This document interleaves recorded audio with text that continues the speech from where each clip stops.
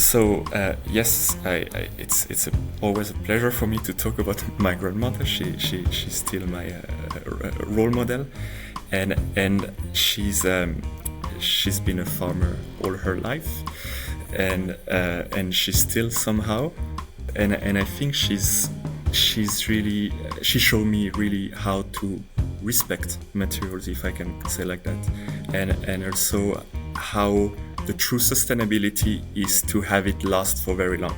In this episode, I'm talking with Etienne Jeoffroy, ETH alumni, co-founder and CEO of ETH's spin-off, FENX. I'm Susan Kish, your host at the We Are ETH podcast. Etienne, good morning and welcome. Hi, Susan. Hi, actually, it's your afternoon and my morning. Where are you calling us? Where are you joining us from? I'm calling you from the middle of Switzerland, in the canton of Argovia, and in the beautiful city of Turgi. And is this your production office? Is this where you're calling from? Is this your Correct. factory? Yes, it's kind of all-in-one. So you may hear a bit of noise from the production hall, but it's a bit where we are scaling our technology. Fantastic. So I'm going to guess that you are actually a French citizen. You grew up in Correct. France. What part of France did you grow up in? And how did you come to transplant to Switzerland? So I come from Burgundy, in the middle of France as well, not so far away from Switzerland. Where in Burgundy? Where? In Dijon. Oh, man, one of my favorite towns. Yes, it's famous for some food, I would say, but it's also perfectly located for me as I studied in north of France. I then went to Spain, Sweden, and eventually landed in Switzerland. And so it's kind of perfect because it's not so far away from the family, but it's also, I would say, far enough that I can enjoy a new culture. Fantastic. Now, in all the countries you listed, Spain and Sweden and France, I guess, did you go to those places to study, to start companies, to what caused you to travel so much? Yes, it was during my studies. I went to what we call a European engineering school in the north of France, and that kind of also invite you to travel 3 semesters during your studies in different partner universities, and that's how I ended up in the north of Sweden, near the polar circle, and then in the middle of Spain, in Valencia. Was the ETH the last stop on that? Or how did you did your undergraduate and your master's in this program you've described? And then what brought you to the ETH and to Zurich? So at the end of my master, I went to do an internship in Winterthur, not so far away from Zurich, at the company Sulzer. And I had the chance to get a position offer at the end. I worked there for a week, and I realized that I was very young. I was 23 years old, and I felt really not ready to go to the real world. And I must say, I met very important people that show me what the ETH was doing. And I had I would say, the privilege to start a PhD at ETH and with the Material Institute of EMPA in Dubendorf. And is this the lab of, was it Professor André Studart? Yes. So yes, I would say André Studart plays an important role in my career. He's a mentor, and he also gave me a lot of freedom during my PhD to develop a little bit different types of innovation. So at some point I had 9 projects, and it was really the possibility. At the same time, you had 9 projects? But wow. It's somewhere a bit in standby sometimes. You weren't distracted? Exactly. And I would say it was really easy to connect with different types of innovation and people. Material science has the advantage that you meet with a lot of different disciplinary.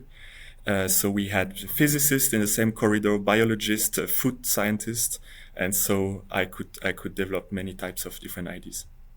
So out of these 9 projects, what were your most interesting projects, and how did you pick the one you actually ended up writing your dissertation on? So it was very different projects. The first one was, and actually the initial one was related to asphalt. So asphalt concrete materials, and to make it self-healing. And it was fascinating on the way we could use relatively simple ways to extend the lifetime of asphalt concrete pieces. And that was the origin. Just to make sure I get it, asphalt is the stuff they use on roads. The black stuff. Right?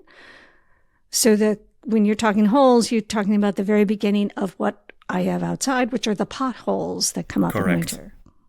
Okay, that sounds like a major problem. Good. And so, yes, we developed a way to close these micro cracks before they become visible, and that could eventually extend the lifetime of a pavement.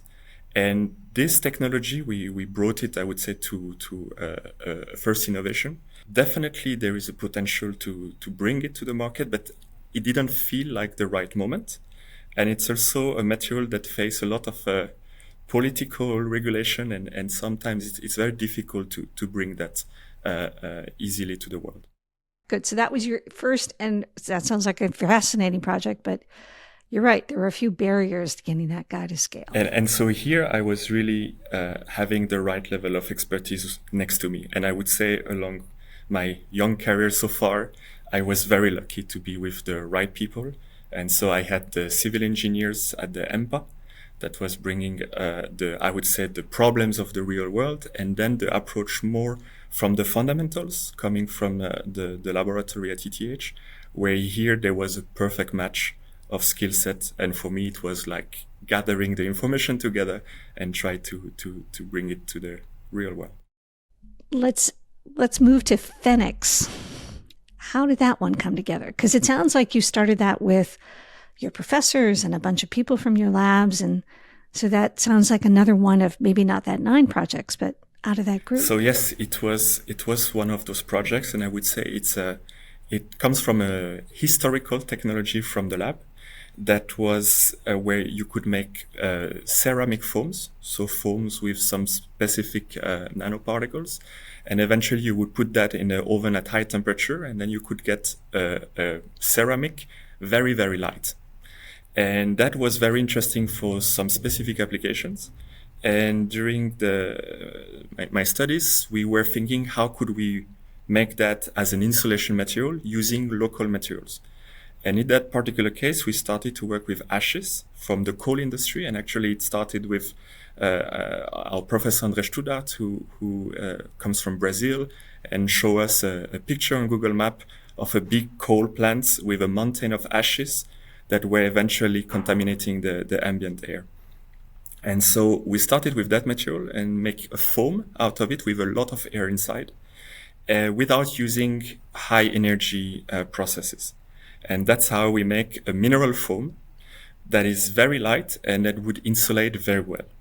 And so that was the start of this technology behind FENX. And what gave you the conviction that this was more than a lab project and a bench exercise? Here, I would say it was also, again, luck. And also I was able to talk with a couple of customers, possible customers. And at that scale, I was the only one believing they could be my customers one day. But I was asking them what they need without telling them what we are making. And that was very interesting to see that they all say the same. They need materials that are sustainable, non-flammable, and cheap. And that was exactly the matching points that we wanted to bring with this product. Now, when I looked at your website or read one of your announcements, I saw that Tony Affentage is the chairman of your board and investor. And Tony and I were bankers many, many lives ago at UBS. So that just seemed a small world, but that also seemed like a really interesting connection to the world of construction. Yes, and I would say it's very privileged for us to work with skilled people from the industries.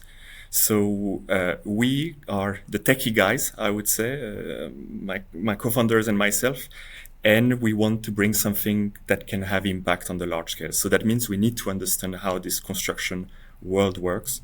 And so here, through our partners, through our investors, and so Anton Affentranger, we had the opportunity to really understand how it works and also why it may be difficult to bring an innovation in the construction market. So what the challenges are to giving it to scale? I think that's an industry that has a lot of responsibilities and also a footprint. So I think it's a third of the carbon footprint come from buildings. And so here it's a very difficult approach because you need to build something for many years with materials that usually you need a lot of scale to produce. And so we talk about big investments. So it's very difficult to change the status quo when suddenly a lot of regulations come and ask you, can you stop using this historical material you've been using for so many years? So it's a very difficult approach to change because you deal with a very complex value chain between the producers until the installers, the architects, and eventually the users of the buildings. And so you need to have everyone involved in the process of innovation. And that is difficult and that takes a lot of time. So let's just talk about the potential impact of this. If a third of the world's carbon footprint comes from buildings, how much of that can you actually change by changing the insulation materials? I think, first of all, it's important to say that within this 1/3, a lot of it is used for heating and cooling the buildings. And then another important part comes from the materials themselves. And here, usually, the use of cement, the use of aluminum have a strong footprint on the construction. But then within the world of insulation, you have a very strong responsibility to renovate a lot of the buildings today that are consuming too much energy. And so here we need a lot more insulation to match with all this new constraints that the countries have. And so here insulation play a major role in reducing the energy consumption of buildings during their lifetime. Then I would say for us, the whole philosophy was really to make materials that have during their whole lifetime a philosophy of having a very low footprint, meaning using local materials, have them in service for very long time, and eventually to have them very easy to recycle.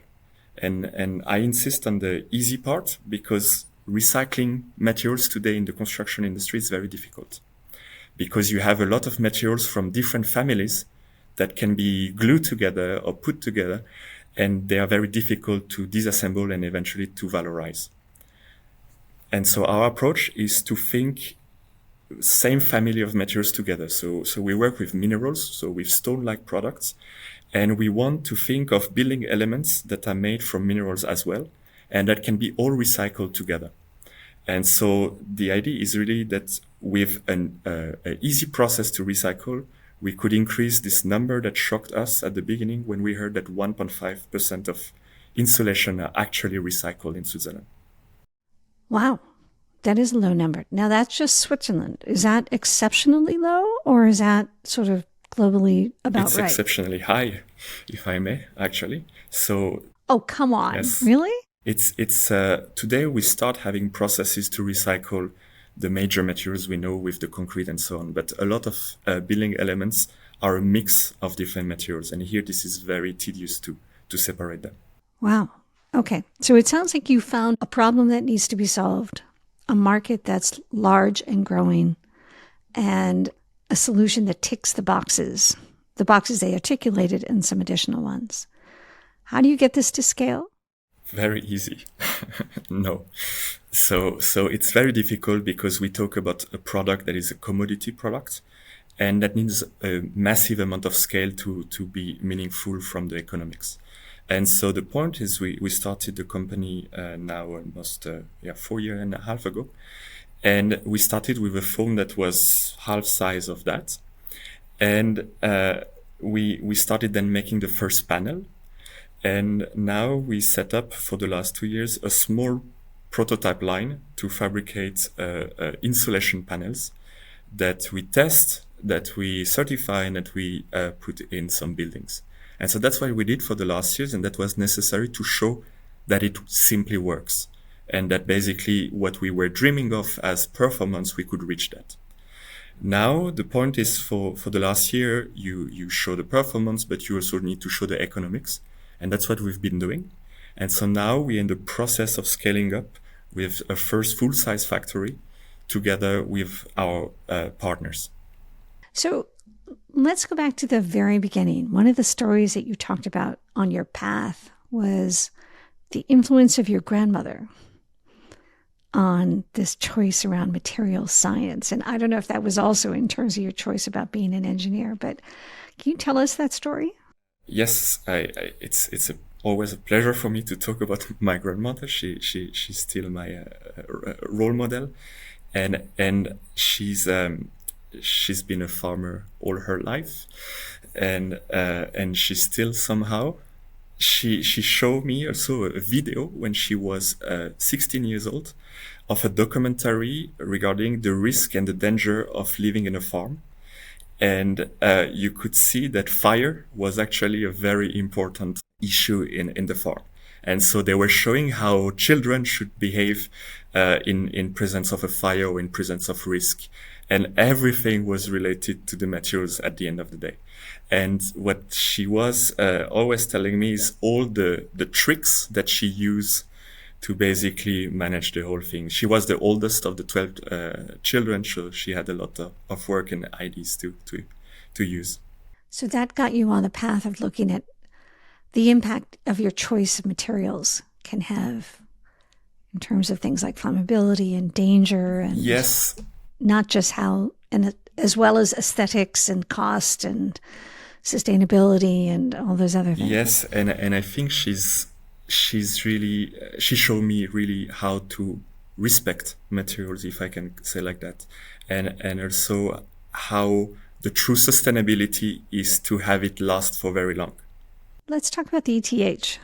It sounds like your years at ETH were incredibly fertile in terms of ideas and connections and seeing where things are going.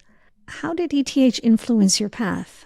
I think that was for me the first time where I had full freedom to be, to be crazy or to think far away. and that is not only thanks to my professor understood that, but also to the people in the lab, because there was a very strong drive towards innovation, and it was very healthy. And that was very interesting because it was easy to collaborate with other people.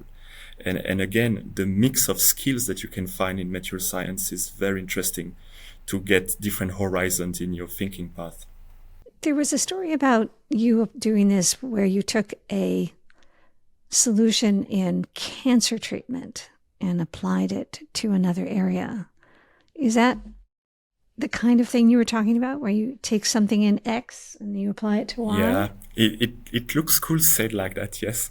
And it does look cool. Yeah, you're right. And that was actually the idea of using magnetic particles for the asphalt.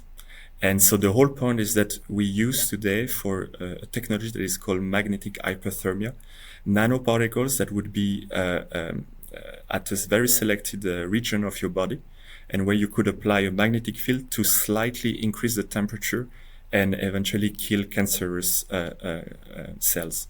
And so that was a similar principle. Do they actually do yes. that? Is that applied? I don't know today, but at my time, that was there were at least tests on human bodies. What is your affiliation with ETH now? How do you work with the university? I would say we have a couple of ETH kids in the company. So that's, I would say we are deeply rooted from ETH, and we kept a very strong relationship with them. So first of all, the company exists strongly thanks to the contribution of ETH and with the possible programs that we had the opportunity to be part of. And then today we also have a very strong link with the laboratory where we're from, where we have the opportunities to discuss how we could develop the material. And what I like is that the laboratory also develop itself in thinking till the end on how such an innovation could be used on the real world. So it's kind of a synergy that we saw for each other, and we are very happy to have this contact very nearby from us. Very cool. Etienne, thank you. That's a fascinating journey. And I look forward to seeing and tracking the history of the future of FENX and where it goes to. Thank you. I'm going to close with asking some of the standard questions that we ask our guests. And the first one is really, when you were a little boy, what did you want to be when you grew up? I wanted to be a vet in the farms. And yeah, I think I did a very short internship with a vet who told me that if I want to enjoy family time and friend time, I should not be a vet. And that is the alternative. Got it. Because if a cow's giving birth, they really don't care that you're in the middle of a Sunday dinner. You mentioned the word innovation many times. What are you curious about these days? What are you learning about? What's keeping you interested? I think the step of being in a startup brings you a lot of different facets of I call the real world life. And so here you are confronted with completely different topics every day, and that never finish to satisfy the curiosity. So on one day you discuss about the product development, the day after finance, and the day after human resources. And it calls for very different type of skill set. And to be able to learn that with those who know better, that is extremely interesting for me to evolve. So it sounds like you're getting a real life mini MBA in terms of running your company. Exactly. What books are you reading or podcasts are you listening to? Thank you.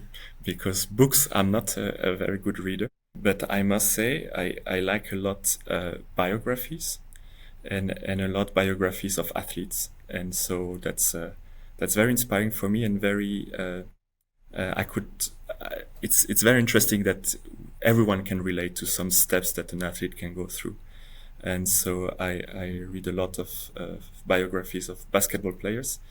And the last one was the one of Kobe Bryant. Fantastic. And how about podcasts? Any that you listen to? Here, I must say it's a lot of French podcasts, and it's very, very different topics. So one is called Nota Bene, and it's a different way to see history. And that's what I listen to fall asleep. And then a final question. When you're in Zurich, which sounds like you go to Zurich from time to time, what is your favorite place to go at ETH or in the town? It's very much basketball related. So it's all the spots where you can play basketball in Zurich. And one is at ETH, it's the Polyterrasse, and others are called the Beckeranlage or Rösli. And these are the nice spots. But otherwise, near the lake is always a nice spot. And I like the Mittenkee, because it has a very nice view on the whole lake and the city of Zurich. You're setting me up to ask this question. Do you play basketball? Yes. A lot. Etienne, thank you so much. Really appreciate your time. Thank you. I'm Susan Kish, host of the We Are ETH series, telling the stories of the alumni and friends of the ETH Zurich, the Swiss Federal Institute of Technology.